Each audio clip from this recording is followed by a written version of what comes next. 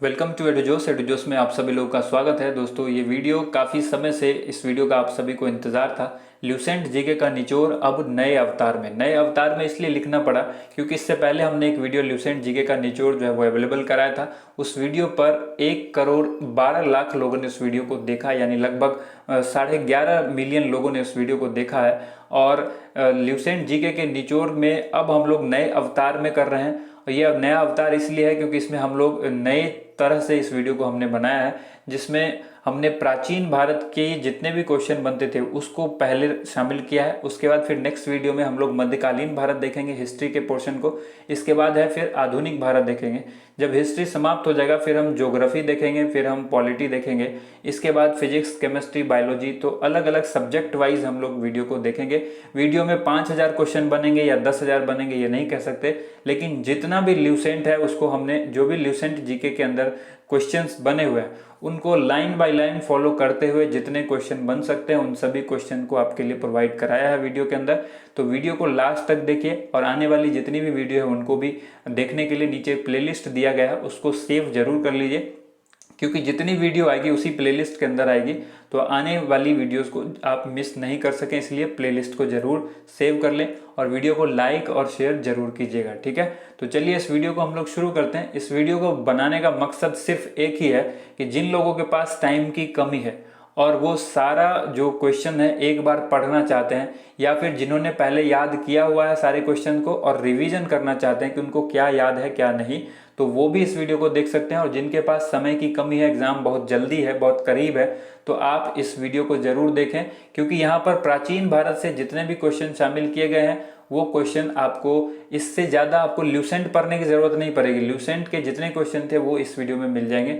इसी तरह से अगली जो टॉपिक होगी, जो अगला चैप्टर होगा, जो अगला सब्जेक्ट होगा, उसके भी आपको ल्यूसेंट जीके पढ़ने की ज़रूरत नहीं पड़ेगी। तो चलिए आज की इस वीडियो को शुरू करते हैं। दोस्तों आप सभी से उम्मीद है इस वीडियो में भी आप पिछली वीडियो की तरह ज़्यादा से ज़्यादा लाइक और शेयर जरूर करेंगे।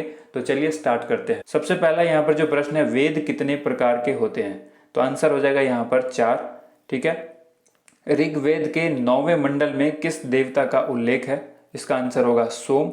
इसके बाद है ऋग्वेद के 8वें मंडल की हस्तलिखित ऋचा, जिसको मंत्र कहते हैं, उसको क्या कहा जाता है?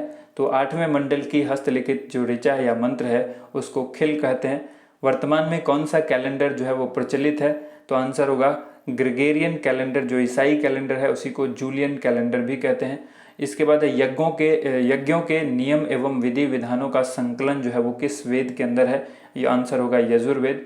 कौन सा वेद गद्य एवं पद्य दोनों में है? तो ये है यजुर्वेद। इसके बाद क्वेश्चन है, भारतीय संगीत का जनक किस वेद को कहा जाता है? तो आंसर होगा सामवेद। कौन सा वेद कन्याओं के जन्म की निंदा करता है? आंसर होगा अथर्ववेद। नेक्स्ट क्वेश्चन यहाँ पर है, रोग निवारण का उल्लेख किस वेद में किया गया है? तो आंसर होगा अथर्ववेद। इसके बाद क्वेश्चन यहाँ पर है, सबसे प्राचीन वेद कौन सा है? ऋग्वेद। और उसके बाद सबसे प्राचीन एवं प्रमाणिक पुराण कौन सा है? तो यह है मत्स्य पुराण। सबसे प्राचीन एवं प्रमाणिक स्मृति ग्रंथ कौन सा है? तो यह है मनुस्मृति। इसके बाद है, अर्थशास्त्र के लेखक कौन है? तो इसका आंसर होगा चाणक्य, जिसका दूसरा नाम कौटिल्य और विष्णुगुप्त भी है। इसके बाद क्वेश्चन है, चाणक्य की किस पुस्तक से मौर्यकालीन इतिहास की जानकारी प्राप्त होती है? तो आंसर होगा अर्थशास्त्र। यानी अर्थशास्त्र भी जो है वो किसकी पुस्तक है? अर्थशास्त्र के बारे में हमने बताया कि चाणक्य की पुस्तक है। तो इससे किसकी जो है मौर्यकालीन इतिहास की किसकी जानकारी प्राप्त होती है? अर्थशास्त्र से, ठीक है। चाणक्य की पुस्तक का नाम अर्थशास्त्र। इसके बाद है, राजतरंगिणी पुस्तक के लेखक कौन है? आंसर होगा कल्हन। राजतरंगिणी पुस्तक का संबंध किससे है? यानी उस पुस्तक के बारे में जो है वो किसके बारे में? कश्मीर के इतिहास के बारे में वो पुस्तक है। इसके बाद यहाँ पर है, चचनामा पुस्तक किसने लिखी? तो आंसर होगा अली अहमद। नेक्स्ट है, संस्कृत भाषा व्याकरण की पहली पुस्तक कौन सी है? तो आंसर होगा अष्टाध्यायी। इसके बाद अष्टाध्यायी के लेखक कौन है? तो आंसर होगा पाणिनि। इसके बाद क्वेश्चन है यहाँ पर, टेसियस कहाँ का रहने वाला था? ईरान का एक राजवैद्य था ये। नेक्स्ट क्वेश्चन है, इतिहास के पिता हेरोडोटस की किस पुस्तक में भारत फारस के संबंध का वर्णन किया गया है? तो आंसर होगा हिस्टोरिका। नेक्स्ट क्वेश्चन यहाँ पर है, मेगास्थनीज किसका राजदूत था? तो आंसर होगा सेलुकस निकेटर। इसके बाद है, मेगास्थनीज किसके राज दरबार में आया था? तो आंसर होगा चंद्रगुप्त मौर्य। इंडिका पुस्तक के लेखक कौन है? तो मेगास्थनीज। नेक्स्ट जो क्वेश्चन यहाँ पर है वो है, डाइमेकस किसके राज दरबार में आया था? तो आंसर होगा बिंदुसार। भारत का भूगोल पुस्तक जो है वो किसने लिखी है? तो आंसर होगा टॉलमी। डायनीसियस किसके राज दरबार में आया था? अशोक के। बहुत सारे लोग इस क्वेश्चन का आंसर नहीं जानते हैं। डायनीसियस जो है वो अशोक के दरबार में आया था। इसके बाद है भारत का भूगोल नामक पुस्तक किसने लिखी? तो ये लिखी टॉलमी ने। नेचुरल हिस्ट्री नामक पुस्तक किसने लिखी? तो ये लिखी प्लिनी ने। चीनी यात्री फाहियान किसके शासनकाल में भारत आया था? चंद्रगुप्त द्वितीय। फाहियान ने किस राज्य की जनता को सुखी और समृद्ध बताया था? तो आंसर होगा मध्य प्रदेश। फाहियान कितने वर्षों तक भारत में रहा था? तो आंसर होगा 14 वर्ष। इसके बाद है ह्वेनसांग किसके शासनकाल में आया था? तो ये आया था हर्षवर्धन के शासनकाल में। इसको आप ह से याद रखेंगे, ह से ह्वेनसांग और ह से ही हर्षवर्धन। इसके बाद है ह्वेनसांग कितने वर्षों तक भारत में रहा? तो 15 वर्षों तक रहा था। इसके बाद है ह्वेनसांग ने भारत के किस विश्वविद्यालय में अध्ययन किया? नालंदा विश्वविद्यालय, जो कि बिहार में है। ह्वेनसांग के अध्ययन के समय नालंदा विश्वविद्यालय के कुलपति कौन थे? आचार्य शीलभद्र। इसके बाद क्वेश्चन है अल बरूनी किसके साथ भारत आया था? तो आंसर होगा महमूद गजनवी। और किताबुल हिंद या तहकीक हिंद पुस्तक किसने लिखी? तो आंसर होगा अल बरूनी। तहकीक हिंद पुस्तक किस भाषा में लिखी गई है? तहकीक हिंद पुस्तक जो है वो अरबी भाषा में लिखी हुई है। इसके बाद क्वेश्चन है इब्न बतूता को दिल्ली का काजी या न्यायाधीश किसने बनाया था? मोहम्मद बिन तुगलक ने। इब्न बतूता किस वर्ष दिल्ली पहुंचा था? आंसर होगा 1333 ईस्वी। इसके बाद क्वेश्चन है कंग्यूर और तंग्यूर नामक ग्रंथ की रचना किसने की थी? तो आंसर होगा तारानाथ, जो कि एक तिब्बती लेखक थे। इसके बाद है भारतीय पुरातत्व शास्त्र का पितामह किसे कहा जाता है? अलेक्जेंडर कर्निंघम को। नेक्स्ट यहाँ पर क्वेश्चन है सबसे पहले भारतवर्ष का जिक्र किस अभिलेख में है? तो यह है हाथी गुम्फा अभिलेख में। नेक्स्ट क्वेश्चन है सर्वप्रथम सिक्कों पर लेख लिखने का काम किस शासक ने किया था? तो आंसर होगा यवन शासक। अभिलेखों का अध्ययन क्या कहलाता है? तो इसको कहते हैं एपिग्राफी। इसके बाद क्वेश्चन यहाँ पर है उत्तर भारत के मंदिरों की कला शैली क्या कहलाती थी? नागर शैली कहा जाता था। इसके बाद यहाँ पर दक्षिण भारत के मंदिरों की कला शैली को क्या कहते थे? द्राविड़ शैली। याद रखिएगा, उत्तर भारत की कला शैली को कहते, मंदिरों की कला शैली को हम लोग कहते थे नागर शैली और दक्षिण भारत की द्राविड़ शैली। इसके बाद है जब एक मुख्य मंदिर 4 सहायक मंदिर से घिरा हो तो उसे क्या कहेंगे? उसे पंचायतन मंदिर कहते हैं। लिंगराज मंदिर जो कि एक पंचायतन का उदाहरण है, कहाँ पर स्थित है? तो ये भुवनेश्वर ओडिशा में स्थित है। इसके बाद है आग का आविष्कार कब हुआ था? पुरापाषाण काल में। नेक्स्ट क्वेश्चन है पहिए का आविष्कार कब हुआ था? ये हुआ था नवपाषाण काल में। मनुष्य ने सबसे पहले किस धातु का उपयोग किया था? तो ये आंसर होगा तांबा। मनुष्य के द्वारा बनाए जाने वाला सबसे पहला औजार कौन सा था? ये था कुल्हाड़ी। इसके बाद है कृषि का आविष्कार कब हुआ था? नवपाषाण काल में। इसके बाद क्वेश्चन है कृषि का पहला उदाहरण कहाँ से प्राप्त हुआ है? तो ये हुआ है मेहरगढ़ से, जो कि कहाँ पर है? पाकिस्तान में। ठीक है। नेक्स्ट यहाँ पर है भारत का सबसे प्राचीन नगर कौन सा था? मोहनजोदड़ो। नेक्स्ट है मोहनजोदड़ो का अर्थ क्या होता है? तो ये होता है मृतकों का टीला। नेक्स्ट यहाँ पर क्वेश्चन है सिंधु सभ्यता की खोज किसने की थी? तो आंसर होगा राय बहादुर और दयाराम साहनी। इन दोनों ने मिलकर की थी सिंधु सभ्यता की खोज। सिंधु सभ्यता की खोज कब की गई थी? 1921 ईस्वी में। स्वतंत्रता प्राप्ति के बाद हड़प्पा संस्कृति के अधिकांश स्थल कहाँ पर खोजे गए? तो आंसर होगा गुजरात। इसके बाद है सिंधु घाटी सभ्यता का सबसे बड़ा स्थल कौन सा है? आंसर होगा मोहनजोदड़ो। नेक्स्ट है भारत में सिंधु घाटी सभ्यता का सबसे बड़ा स्थल कौन सा है? तो ये होगा राखी गढ़ी। ठीक है, ये है सिंधु घाटी सभ्यता का सबसे बड़ा स्थल और यह है भारत में सिंधु घाटी सभ्यता का सबसे बड़ा स्थल। दोनों में जो डिफरेंस है आप उसको याद रखिएगा। इसके बाद यहाँ पर है जुते हुए खेत। यहाँ पर होगा जुते हुए खेत और नक्काशी किए ईंट का जो साक्ष्य है वो कहाँ से प्राप्त हुआ है? यहाँ पर होगा साक्ष्य। ठीक है, साक्ष्य जो है वो कहाँ से प्राप्त हुआ है? तो आंसर होगा कालीबंगन।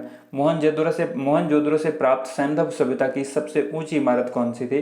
तो स्नानागार। इसके बाद है अग्निकुंड कहाँ से प्राप्त हुए? आंसर होगा लोथल और कालीबंगन।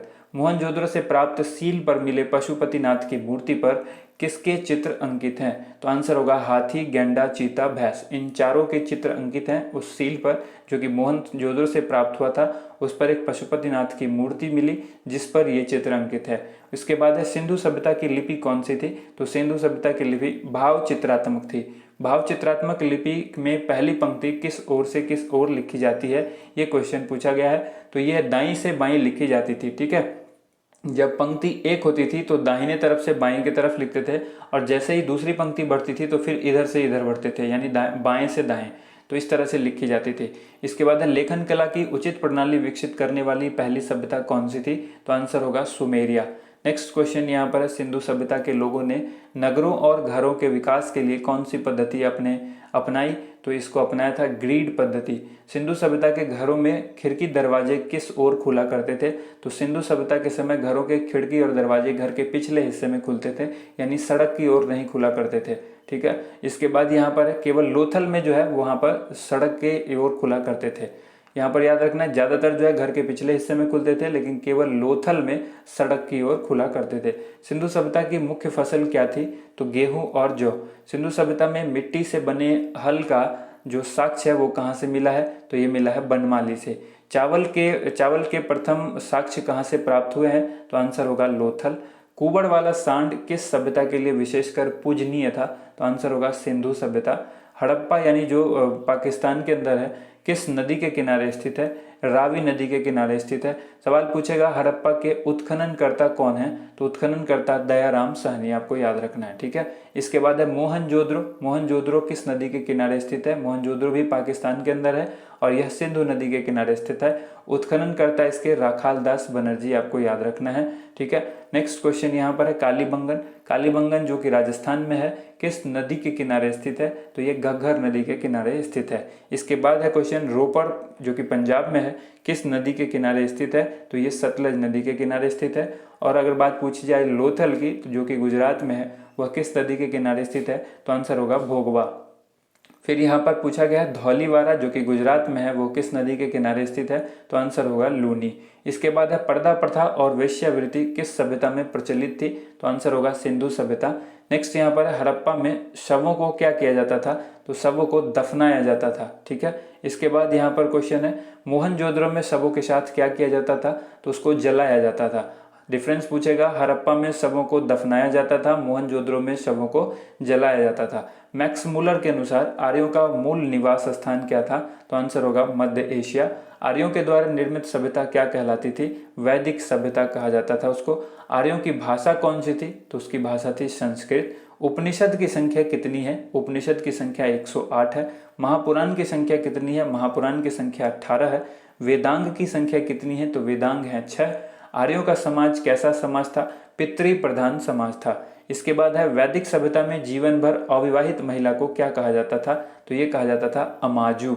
इसके बाद है आर्यों का मुख्य पेय पदार्थ कौन सा होता था? उसको कहते थे सोमरस, जो कि वनस्पति के द्वारा निर्मित होता था। इसके बाद है आर्यों का प्रिय पशु कौन सा था? तो आंसर होगा घोड़ा। इसके बाद क्वेश्चन है आर्यों का सर्वाधिक प्रिय देवता कौन हुआ करता था? तो आंसर होगा इंद्र। आर्यों के द्वारा खोजी गई धातु कौन सी थी? आंसर होगा लोहा। इसके बाद है सत्यमेव जयते कहाँ से लिया गया है? ये लिया गया है मुंडकोपनिषद से। मुंडकोपनिषद में यज्ञ की तुलना किससे की गई है? तो यज्ञ की तुलना फूटी हुई नाव से की गई है मुंडकोपनिषद के अंदर। विश्व का सबसे बड़ा महाकाव्य रामायण जो है उसका पुराना नाम क्या है? तो विश्व का सबसे बड़ा महाकाव्य अगर पूछे तो आंसर होगा रामायण। और अगर पूछता है कि रामायण का पुराना नाम क्या है, तो आंसर होगा जय संहिता। ठीक, नेक्स्ट क्वेश्चन यहाँ पर देखिए, भारत 16 जनपदों में बटा हुआ था, इसकी जानकारी कहाँ से मिलती है? अंगुत्तर निकाय से मिलती है, जो कि एक बौद्ध ग्रंथ है। इसके बाद है जैन धर्म के संस्थापक और प्रथम तीर्थंकर का नाम क्या है? तो आंसर होगा ऋषभदेव। नेक्स्ट क्वेश्चन यहाँ पर है जैन धर्म के 23वें तीर्थंकर कौन थे? तो आंसर होगा पार्श्वनाथ। और जैन धर्म के अंतिम यानी 24वें तीर्थंकर कौन थे? आंसर होगा महावीर। नेक्स्ट क्वेश्चन है महावीर का जन्म कब और कहाँ हुआ? तो महावीर का जन्म 540 ईसा पूर्व हुआ, कुंडग्राम वैशाली में। ठीक है, इसके बाद महावीर के बचपन का नाम क्या था? तो महावीर के बचपन का नाम वर्धमान था। इसके बाद महावीर के माता पिता का नाम क्या था? तो माता का नाम त्रिशला था और पिता का नाम सिद्धार्थ था। इसके बाद क्वेश्चन है महावीर की पत्नी का नाम क्या था? तो महावीर की पत्नी का नाम यशोदा था। महावीर को 12 वर्ष की तपस्या के बाद किस नदी के तट पर साल वृक्ष के नीचे ज्ञान की प्राप्ति हुई थी? यहाँ पर कई सारे सवाल बनते हैं कि महावीर को कितनी वर्ष की तपस्या के बाद ज्ञान मिला? तो आंसर होगा 12 वर्ष। ठीक है, किस नदी के तट पर? तो आपको याद रखना होगा ऋजुपालिका नदी के तट के नीचे। और अगर सवाल पूछा जाता है कि किस पेड़ के नीचे? तो साल वृक्ष के नीचे। ठीक है, ज्ञान की प्राप्ति हुई है। ये 3-4 क्वेश्चन बनते हैं यहाँ पर। महावीर ने पहला उपदेश किस भाषा में दिया था? तो ये प्राकृत भाषा में दिया था, जो कि अर्धमगधी भाषा भी कहलाती थी। इसके बाद यहाँ पर महावीर के अनुयायियों को क्या कहा जाता था? निग्रंथ।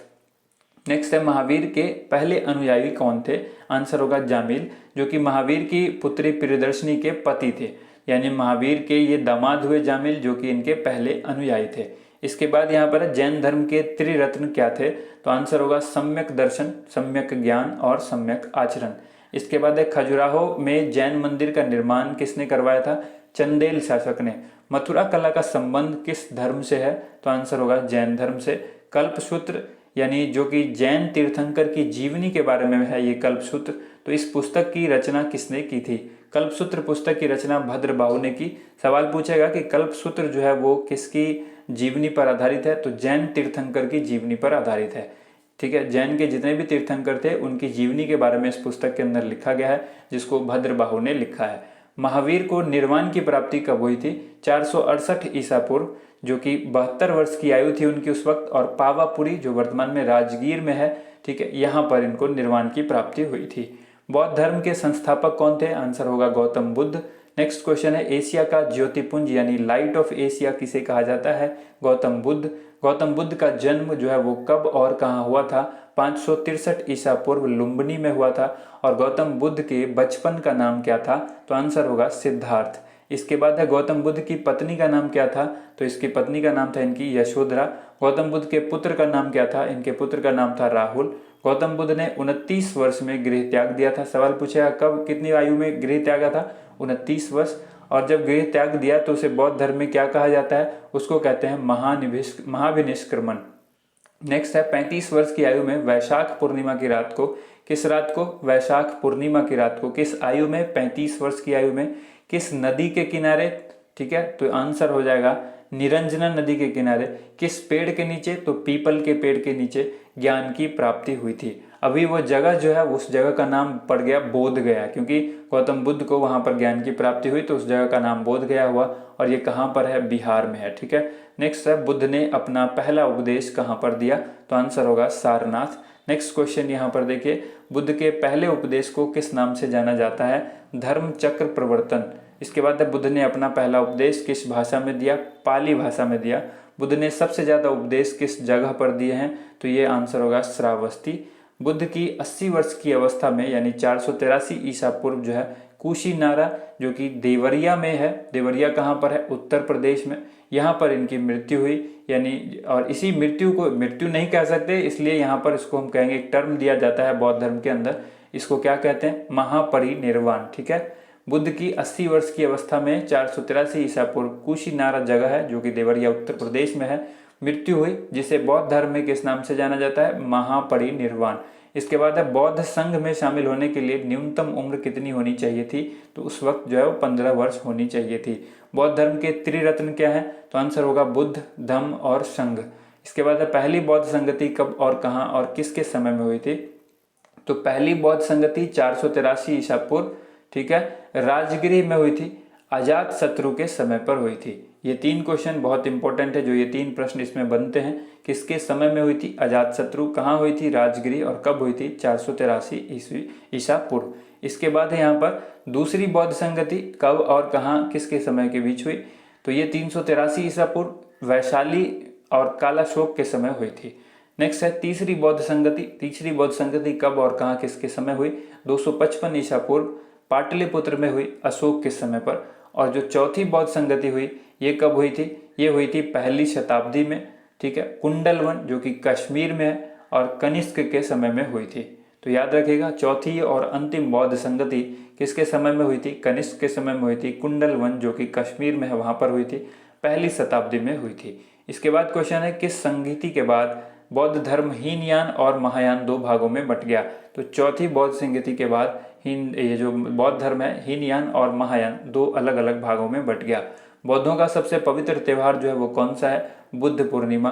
ठीक है, इसके बाद है धार्मिक जुलूस का प्रारंभ सबसे पहले किस धर्म के द्वारा शुरू किया गया, तो आंसर होगा बौद्ध धर्म। नेक्स्ट क्वेश्चन यहाँ पर है बौद्ध धर्म के निर्वाण का अर्थ क्या होता है, यहाँ पर होगा अर्थ जो है वो क्या होता है, तो इसका अर्थ होता है दीपक का बुझ जाना। ठीक है, निर्वाण का अर्थ होता है दीपक का बुझ जाना।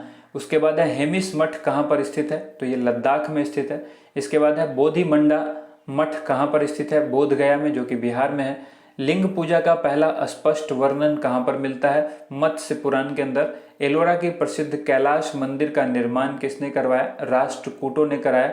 और इसमें अगर पूछेगा कि किस राजा ने कराया तो कृष्ण प्रथम। ठीक है, नेक्स्ट यहाँ पर तंजौर स्थित बृहदेश्वर मंदिर का निर्माण किसने करवाया था, तंजौर में है ये मंदिर, बृहदेश्वर मंदिर। राज प्रथम, और ये कौन सा शासक था? चोल शासक था। नाम पूछेगा, राज प्रथम बताना है और चोल शासक बताना है। इसके बाद है विष्णु के 10 अवतारों का उल्लेख कहाँ पर मिलता है? मत्स्य पुराण के अंदर। अंकोर वाट का मंदिर किसने बनवाया था? कंबोडिया के राजा ने बनवाया था, जिसका नाम था सूर्यवर्मा द्वितीय। नेक्स्ट यहाँ पर क्वेश्चन है, इस्लाम धर्म के संस्थापक कौन थे? हजरत मोहम्मद साहब। हजरत मोहम्मद साहब के जो जन्म कब हुआ था और कहाँ हुआ था? तो ये हुआ था 570 ईस्वी में मक्का में। हजरत मोहम्मद साहब को ज्ञान की प्राप्ति कब हुई थी? तो ये जो है हीरा नामक गुफा में कब हुई थी? 610 ईस्वी में। इसके बाद यहाँ पर इस्लाम के पवित्र धर्म ग्रंथ का जो नाम है वो क्या है? तो आंसर होगा कुरान। हजरत मोहम्मद साहब को जो 8 जून 632 ईस्वी को कहाँ पर दफनाया गया? तो आंसर होगा मदीना। इसके बाद हजरत मोहम्मद साहब के उत्तराधिकारी को क्या कहा गया है? तो आंसर होगा खलीफा। इसके बाद हजरत मोहम्मद साहब के जन्म दिवस पर कौन सा पर्व मनाया जाता है? ईद ए मिलादुन नबी। ईसाई धर्म के संस्थापक कौन थे? ईसा मसीह। इसके बाद क्वेश्चन यहाँ पर है, ईसाई धर्म का प्रमुख जो ग्रंथ है वो कौन सा है? तो आंसर होगा बाइबिल। ईसा मसीह का जन्म कहाँ हुआ था? जेरूसलम के निकट एक जगह है बैथलेहम, यहाँ पर हुआ था इनका जन्म। ईसा मसीह को 33 ईस्वी में सूली पर किसने चढ़ाया? पोंटियस ने, जो कि रोमन का गवर्नर था। नेक्स्ट है, पारसी धर्म के पैगंबर कौन थे? तो ये होगा जरथुष्ट्र। और पारसियों का धार्मिक ग्रंथ कौन सा है? जिंदा अवेस्ता। मगध की राजधानी कहाँ थी? ये आंसर होगा गिरिब्रिज, जो कि वर्तमान में राजगिरी है। इसके बाद है मगध के जो सबसे प्राचीन वंश का संस्थापक था वो कौन था? तो वो मगध के सबसे प्राचीन वंश का संस्थापक बृहद्रथ था। हर्यक वंश का संस्थापक बिंबिसार मगध की गद्दी पर कब बैठा? तो आंसर होगा 544 ईस्वी पूर्व। बिंबिसार किस धर्म का अनुयायी था? आंसर होगा बौद्ध धर्म। इसके बाद है, बिंबिसार ने कितने वर्षों तक मगध पर शासन किया? तो आंसर होगा 52 वर्ष तक। महात्मा बुद्ध की सेवा के लिए बिंबिसार ने किस वैद्य को भेजा था? तो आंसर होगा जीवक। इसके बाद बिंबिसार की हत्या किसने की? तो उसी का पुत्र था अजातशत्रु, जिसने उसकी हत्या की और उसके बाद गद्दी पर बैठा। तो अजातशत्रु मगध की गद्दी पर कब बैठा? 493 ईसा पूर्व। इसके बाद है, अजातशत्रु का उपनाम क्या था? अजातशत्रु का एक उपनाम था जिसको कहते हैं कुनिक। और अजातशत्रु ने मगध पर कितने वर्षों तक शासन किया? 32 वर्षों तक। इसके पिता ने किया 52 वर्षों तक और इसने किया 32 वर्षों तक। अजातशत्रु की हत्या किसने की? तो इसके पुत्र उदयन ने की। इसके बाद है, उदयन मगध की गद्दी पर कब बैठा? 461 ईसा पूर्व। और उदयन जो है किस धर्म का अनुयायी था? जैन धर्म का। नेक्स्ट क्वेश्चन है, शिशुनाग ने अपनी राजधानी पाटलिपुत्र से हटाकर कहाँ स्थापित की? वैशाली। शिशुनाग वंश का अंतिम राजा कौन था? नंदीवर्धन। नंद वंश का संस्थापक कौन था? महापद्मनंद। और नंद वंश का अंतिम शासक कौन था? घनानंद। सिकंदर का जन्म कब हुआ था? तो ये हुआ था 356 ईसा पूर्व। सिकंदर के पिता का नाम क्या था? तो आंसर होगा फिलिप। सिकंदर के सेनापति का नाम क्या था? Seleucus Nicator. सिकंदर की मृत्यु कब हुई थी? 323 ईसा पूर्व, जो कि बेबीलोन में हुई थी 33 वर्ष की अवस्था में। इसके बाद यहाँ पर है, मौर्य वंश का संस्थापक कौन था? चंद्रगुप्त मौर्य, इसका जन्म हुआ था 345 ईसा पूर्व। मुद्रा राक्षस पुस्तक किसने लिखी? विशाख दत्त ने। चंद्रगुप्त मौर्य मगध की गद्दी पर कब बैठा? 322 ईसा पूर्व। चंद्रगुप्त मौर्य किस धर्म का अनुयायी था? जैन धर्म का। चंद्रगुप्त मौर्य ने अपना अंतिम समय कहाँ पर बिताया? तो आंसर होगा श्रवणबेलगोला, जो कि कर्नाटक में है। सेल्यूकस निकेटर के राजदूत का नाम क्या था? आंसर होगा मेगास्थनीज। चंद्रगुप्त मौर्य की मृत्यु कब हुई थी? 298 ईसा पूर्व। इसके बाद यहाँ पर चंद्रगुप्त मौर्य का उत्तराधिकारी कौन बना? तो आंसर होगा बिंदुसार। नेक्स्ट क्वेश्चन है, बिंदुसार मगध की गद्दी पर कब बैठा? 298 ईसा पूर्व। अमित्र घात, जिसको शत्रु विनाशक कहते हैं, के नाम से किसे जाना जाता था? आंसर होगा बिंदुसार। बिंदुसार का उत्तराधिकारी कौन बना? अशोक बना, जो कि 269 ईसा पूर्व में। और मगध की गद्दी पर बैठने के समय अशोक कहाँ का राज्यपाल था? तो वो था अवंती का राज्यपाल। पुराणों को में अशोक को क्या कहा जाता है? पुराणों में अशोक को कहते हैं अशोक वर्धन।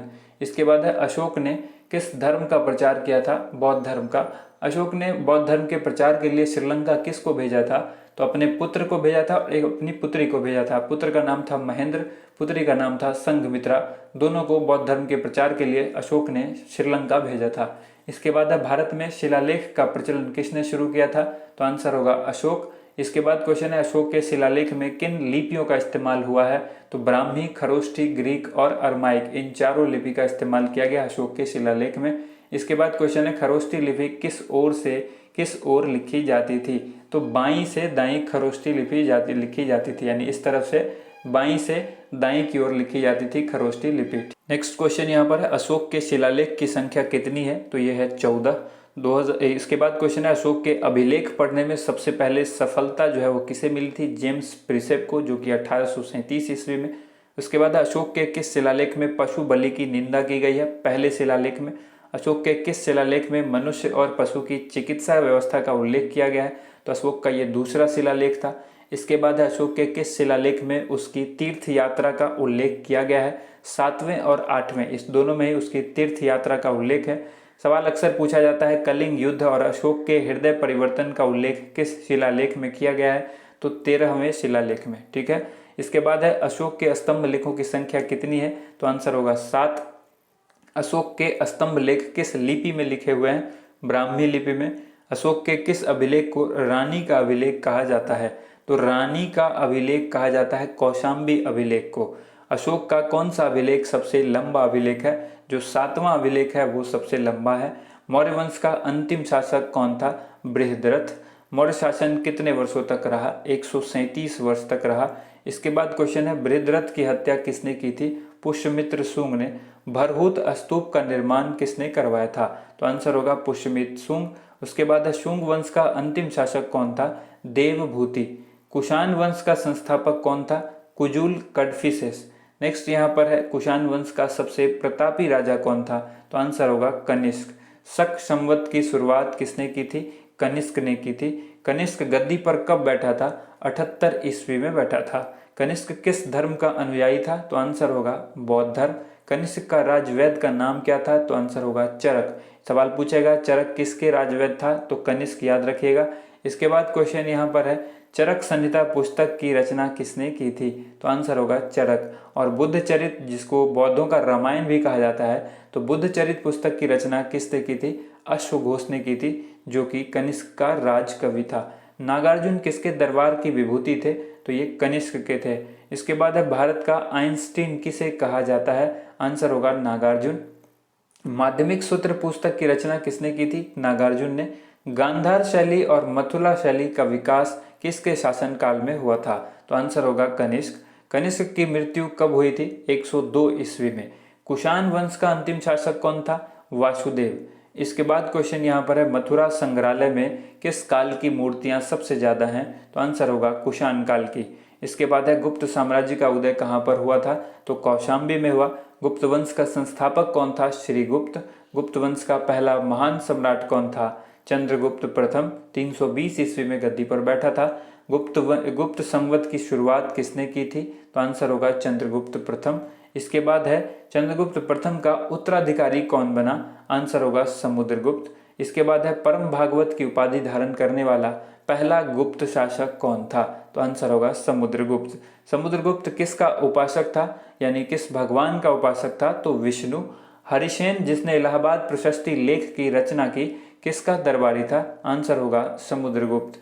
इससे सवाल आपसे पूछा जा सकता है इलाहाबाद प्रशस्ति लेख की रचना किसने की? तो ये की थी दरबारी कवि, ये जो है हरिसेन ने की थी। और किसका दरबारी कवि था? समुद्रगुप्त का। नेक्स्ट क्वेश्चन है समुद्रगुप्त का उत्तराधिकारी कौन बना? चंद्रगुप्त द्वितीय। ठीक है। इसके बाद है शकों पर विजय के उपलक्ष्य में चंद्रगुप्त द्वितीय ने किस चीज के सिक्के चलाए? तो चांदी के सिक्के चलाए। कालिदास और धन्वंतरी किसके नवरत्नों में से एक थे? चंद्रगुप्त द्वितीय। नालंदा विश्वविद्यालय की स्थापना किसने की थी? अक्सर सवाल पूछा जाता है। कुमार गुप्त इसका आंसर होगा। सुदर्शन झील का पुनरुद्धार किसने किया था? तो आंसर होगा स्कंदगुप्त। इसके बाद है गुप्त साम्राज्य का अंतिम शासक कौन था? आंसर होगा विष्णुगुप्त। गुप्त काल में सर्वाधिक महत्वपूर्ण केंद्र कौन हुआ करता था? आंसर होगा उज्जैन। सर्वाधिक स्वर्ण मुद्राएं किसने जारी की थी? गुप्त राजाओं ने। इसके बाद क्वेश्चन यहाँ पर है गुप्त काल में वेश्यावृत्ति करने वाली महिला को क्या कहा जाता था? गणिका। और अजंता की गुफाएं बौद्ध धर्म की किस शाखा से संबंधित है? महायान से। जैसा कि आपको पता है बौद्ध धर्म की दो शाखा, हीनयान और महायान। तो अजंता की गुफाएं जो हैं वो महायान से संबंधित है। गुप्त काल में लिखी गई पंचतंत्र जो पुस्तक है वो किसने लिखी थी? विष्णु शर्मा। आपसे डायरेक्ट सवाल पूछेगा, पंचतंत्र पुस्तक किसने लिखी, विष्णु शर्मा। लघु जातक की रचना किसने की, वराह मिहिर। और गुप्त राजाओं की शासकीय भाषा क्या थी, संस्कृत। मंदिर बनाने की कला का जन्म किस काल में हुआ, तो ये हुआ गुप्त काल में। इसके बाद है कालिदास के द्वारा रचित अभिज्ञान शाकुंतलम किस पर आधारित पुस्तक है, राजा दुष्यंत और शकुंतला की प्रेम कथा पर आधारित है।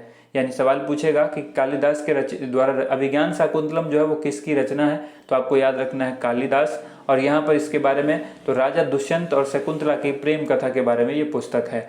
नेक्स्ट यहाँ पर है भारतीय इतिहास का स्वर्ण युग किसे कहा जाता है, गुप्त काल को कहा जाता है। शिलादित्य के नाम से किस शासक को जाना जाता है, आंसर होगा हर्षवर्धन। बाणभट्ट किसका दरबारी कवि था, हर्षवर्धन का। ठीक है, इसके बाद है हर्षचरित और कादम्बरी किसकी रचना है, ये दोनों पुस्तक काफी इंपॉर्टेंट है। बाणभट्ट की ये रचना है हर्षचरित और कादम्बरी। इसके बाद है हर्षवर्धन के समय सूती वस्त्रों के लिए प्रसिद्ध जगह कौन सी थी, मथुरा जो कि यूपी में है। इसके बाद है महाबलीपुरम के रथ मंदिर का निर्माण किसने करवाया था, नरसिंह वर्मन प्रथम ने, जो कि पल्लव राजा थे। इसके बाद देखिए यहाँ पर जो रथ मंदिर है वहाँ पर 7 हैं, ये आपको याद रखना है। इसके बाद है चोल काल में भूमि कर कितना हुआ करता था, तो आंसर होगा उपज का 1/3। उपज का 1/3 जो है वो चोल काल के अंदर भूमि कर हुआ करता था। किस राष्ट्रकूट शासक ने तुंगभद्रा नदी के में जल समाधि लेकर अपने जीवन का अंत कर दिया था, तो इनका नाम है अमोघवर्ष। आपसे सवाल पूछेगा अमोघ वर्ष ने जल समाधि किस नदी में ली था, तो तुंगभद्रा नदी आपको याद रखना है। ये एक राष्ट्रकूट शासक था, इसने तुंगभद्रा नदी में जल समाधि लेकर अपने जीवन का अंत किया था। इसके बाद है अमोघ वर्ष किस धर्म का अनुयायी था, तो जैन धर्म। एलिफेंटा की गुहा मंदिर का निर्माण किसने करवाया था, राष्ट्रकूटों ने। पुलकेशिन द्वितीय ने किसे हराकर परमेश्वर की उपाधि धारण की थी, हर्षवर्धन को हराया था पुलकेशिन द्वितीय ने। पाल वंश का संस्थापक कौन था, गोपाल। और पाल वंश की राजधानी कहाँ थी, तो मुंगेर। उदंतपुरी विश्वविद्यालय की स्थापना किसने की थी, गोपाल ने, जो कि पाल वंश का संस्थापक था। पाल वंश का सबसे जो महान शासक है, यहाँ पर महान होगा, पाल वंश का सबसे महान शासक कौन था, धर्मपाल। विक्रमशिला विश्वविद्यालय की स्थापना किसने की, तो ये की थी धर्मपाल ने, जो कि पाल वंश का सबसे महान शासक था। चौहान वंश का अंतिम शासक कौन था, पृथ्वीराज चौहान। इसके बाद क्वेश्चन है पृथ्वीराज रासो किसकी रचना है, चंद्रवरदाई की। नेक्स्ट क्वेश्चन यहाँ पर है रणथंभौर के जैन मंदिर, यहाँ पर जैन होगा, रणथंभौर के जैन मंदिर के शिखर किसने बनवाए थे, तो रणथंभौर के जैन मंदिर का शिखर जो है पृथ्वीराज चौहान ने बनवाया था। तराइन का प्रथम युद्ध कब हुआ था, 1191 ईस्वी में मोहम्मद गौरी की इसमें हार हुई थी। आगे हम लोग ये देखेंगे जब तराइन का युद्ध, जब हम मध्यकालीन भारत पढ़ेंगे तो उसमें बहुत सारे क्वेश्चन इस तरह के हैं जो देखेंगे। तराइन का दूसरा युद्ध कब हुआ था, 1192 ईस्वी में हुआ था, और ये मोहम्मद गौरी की इसमें जीत हुई थी। इसके बाद यहाँ पर अगला है यहाँ पर क्वेश्चन, परमार वंश का सबसे शक्तिशाली शासक कौन था, राजा भोज। भोजपुर नगर की स्थापना किसने की थी, तो राजा भोज ने की थी। भोपाल के दक्षिण में भोजपुर नामक झील का निर्माण किसने करवाया था, राजा भोज ने करवाया था। बुंदेलखंड का प्राचीन नाम क्या था, तो बुंदेलखंड का प्राचीन नाम जेजाक भुक्ति था। इसके बाद क्वेश्चन, चंदेल वंश का संस्थापक कौन था, तो आंसर होगा ननुक। नेक्स्ट क्वेश्चन यहाँ पर, चंदेल वंश का सबसे प्रतापी राजा कौन था, यशोवर्मन। चंदेल वंश का अंतिम शासक कौन था, परमर्दिदेव। इसके बाद यहाँ पर है महमूद गजनी ने किसके शासनकाल में सोमनाथ मंदिर जो कि गुजरात में है इस पर आक्रमण किया था, भीम प्रथम जो कि चालुक्य शासक था। इसके बाद है माउंट आबू पर्वत जो कि राजस्थान में है, तो माउंट आबू पर दिलवाड़ा का प्रसिद्ध जैन मंदिर किसने बनवाया था, तो भीम प्रथम का सामंत था एक, उसका नाम था बिमल, इसने इसका काम जो है वो शुरू करवाया था। तो दिलवाड़ा का प्रसिद्ध जैन मंदिर कहाँ पर है, ये भी सवाल पूछा जा सकता है, आंसर होगा राजस्थान। बनवाया था भीम प्रथम का सामंत, उसका नाम था बिमल। इसके बाद है सोलंकी वंश या चालुक्य वंश, उसी को कहते हैं, तो ये गुजरात का चालुक्य वंश या सोलंकी वंश, आप इसको याद रखें। तो इसका संस्थापक कौन था, मूलराज प्रथम। इसके बाद है सोलंकी वंश का पहला शक्तिशाली शासक कौन था, जय सिंह सिद्धराज। सोलंकी वंश का अंतिम शासक कौन था, भीम द्वितीय। तो ये थी आज की वीडियो। इस वीडियो में हमने लगभग 286 प्रश्न, अगर आप टोटल देखें तो लगभग 300 प्रश्न होंगे, जो कई क्वेश्चन अब में एक क्वेश्चन में 3-3 क्वेश्चन हमने बताए हैं। तो इस तरह से लगभग 300 क्वेश्चन ऐसे थे जो ल्यूसेंट जीके के प्राचीन भारत से लिया गया था। ठीक है, तो अब आगे आपको प्राचीन भारत से कभी भी ल्यूसेंट जीके पढ़ने की जरूरत नहीं पड़ेगी, क्योंकि मैक्सिमम क्वेश्चन को, जो इंपॉर्टेंट क्वेश्चन थे उसको इस वीडियो के अंदर शामिल कर दिया गया। वीडियो को ज़्यादा से ज़्यादा लाइक कीजिएगा, ज़्यादा से ज़्यादा शेयर कीजिएगा, और इस वीडियो का जो प्लेलिस्ट है वो बना दिया गया है। आप नीचे डिस्क्रिप्शन में प्लेलिस्ट को फॉलो करें, नेक्स्ट वीडियो जैसे ही आएगी आप उस प्लेलिस्ट में ज़रूर देखें। थैंक यू सो मच आप सभी लोगों का वीडियो देखने के लिए, बहुत बहुत धन्यवाद।